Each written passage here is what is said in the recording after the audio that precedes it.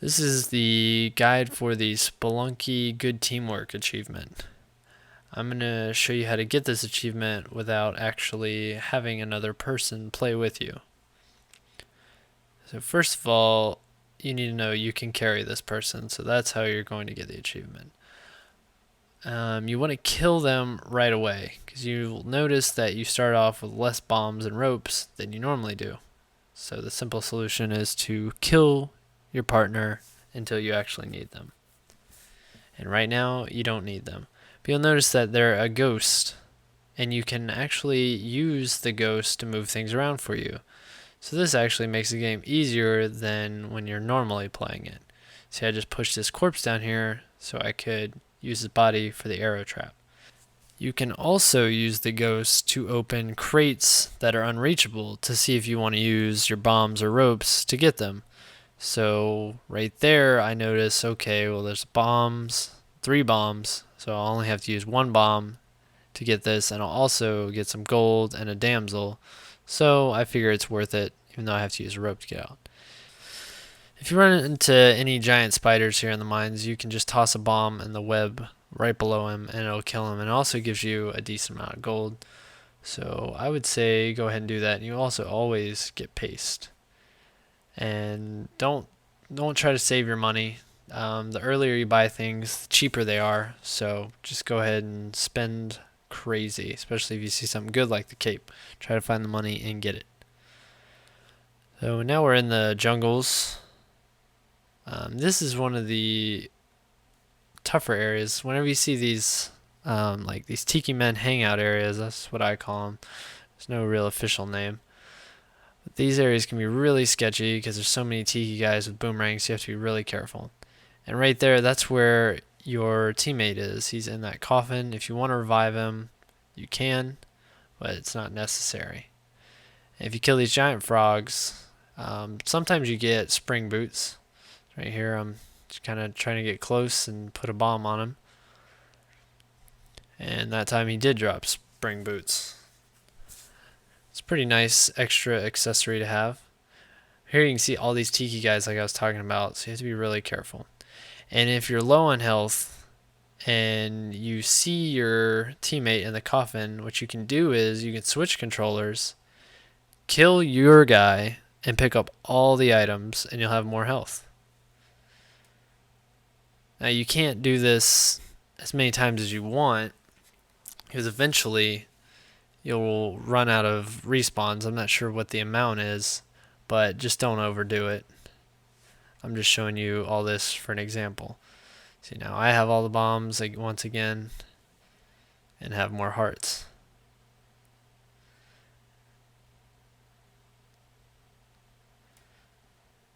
I think in the temple is when you may only have like 1 or 2 chances to do it, and then they start spawning the guys you can buy in the stores, and those guys are pretty much useless. They're only good for sacrificing. There he is again, but I'm not going to revive him because it's not worth the time or the respawns. And right here we have a crate. You can check it first, or if you're going to get it anyways just because it's easy access and you got plenty of stuff, you can go ahead and try to get it. But I lost it right there because the bomb blew it up and it disappeared. But now we're at the temple. Now I do not like dealing with these crushing boulders. They are way too sketchy, so most of the time, once you've reached the temple, you have a pretty good amount of bombs, and you don't need them for Olmec, so you might as well use them to create new passages for you in the temple, because there are a lot of bad ways to take in the temple. And a lot of the areas can be easily changed by just 1 bomb. That'll make things way easier for you. See, 1 bomb, I didn't have to deal with anything. Got an easy run towards the level. And a lot of times they'll spawn your guy right above these lava pits, so you have to be careful whipping him out. I got lucky there that my guy just bounced off to the side, but a lot of times you need to whip from the outside of the coffin. Don't whip in the middle. And then that's another thing you don't want to do. Don't bring your guy into the tiki traps if there's one right at the end, because you'll go through the door, but your friend will not. And as you know, you only get 4 health points, and if you get hit, then that's it for the tiki traps. Right here, I'm about to do it again, so you should really learn from my mistakes. But I got lucky and actually got the guy through before it hit him. So now we're at Olmec, and you can do this the fast way, or take your time.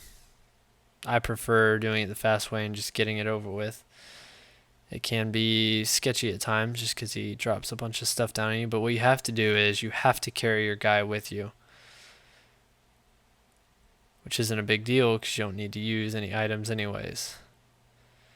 If you notice, like at the very beginning, I saw him shooting some stuff out already, so I just didn't want to get caught in anything at the beginning, so I just decided to reset it here.